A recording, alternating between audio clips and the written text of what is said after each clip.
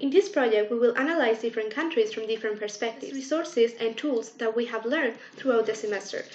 First, we have France, which is the sixth largest economy in the world. Not only that, but it is also a service economy where 76% of active population works in the service sector. It is also a founding country in the European Union, and in 2005, France was in the third place in the world of FDI.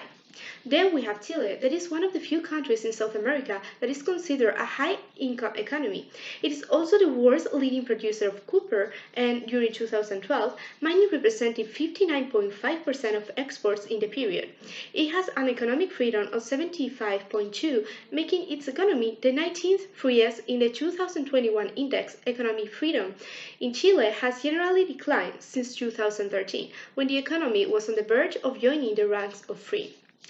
After that, we have Singapore, which is a sovereign island country in Asia made up of 63 islands. According to World Bank classification, it is a high-income economy. It depends especially on trade and the manufacturing sector. It is the third country with the highest per capita income in the world, in addition to be among the first countries in the international list of education, health, political transparency, and economic competitiveness. We have Kenya.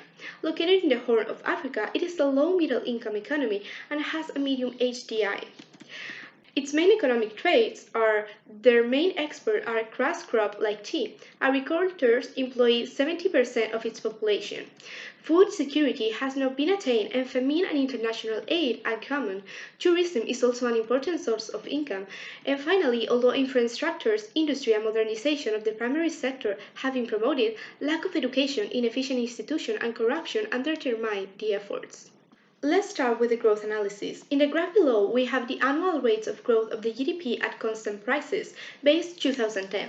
From it, I would like to outline three things. The first one, all economies show a slowdown since 2007 till 2009. It coincides with the crisis of 2008.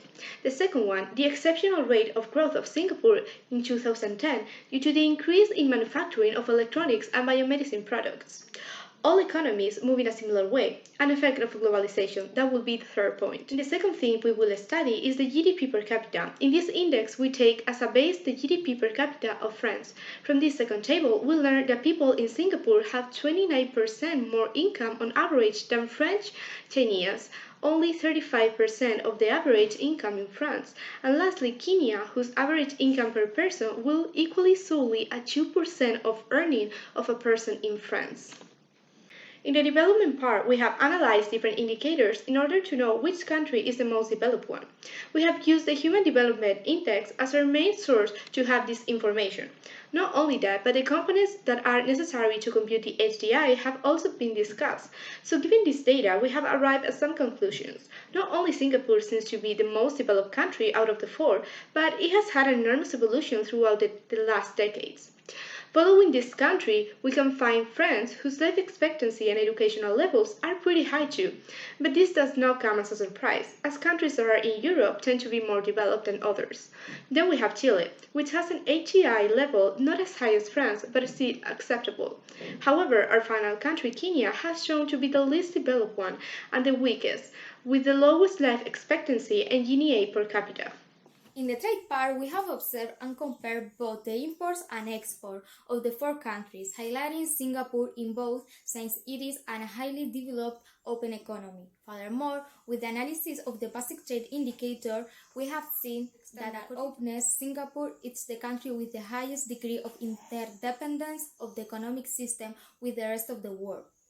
Regarding the coverage rate, a deficit of Kenya is shown since its percentage of imports being financed by exports is less than 100.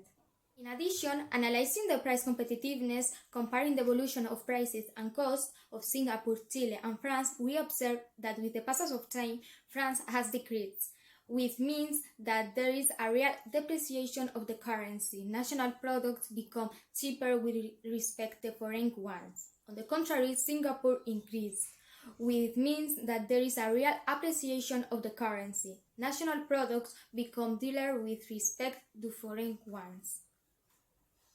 Now, the investment. Foreign direct investment is one of the main relevant indicators to study international investment analysis. We can notice that for Singapore, Chile, and Kenya, the net FDI is always negative. This means that there is more inward investment than outward. This is particularly true for Singapore, which in 2017 was the fifth most important recipient of FDI. This can be explained by the attractiveness of Asia, where labor is still cheap but growth is quite high.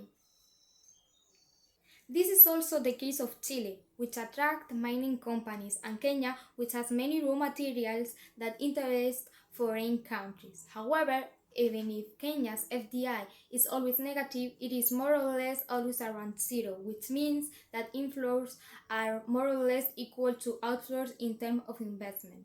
France's FDI has fallen by 75% and passed from the third to the 10th place in the world. However, based on numbers, it is important to note that inequalities persist between developed and developing countries. Both inwards and outwards investment is more directed to developed countries. We have seen differences in the economies of the four countries. On one side, we have the most developed countries, France and Singapore, with wealth and dynamic economies. On the other hand, we have Chile and Kenya. Both economies still have a great deal of measures to take in order to reach Europe, USA, and some Asian countries.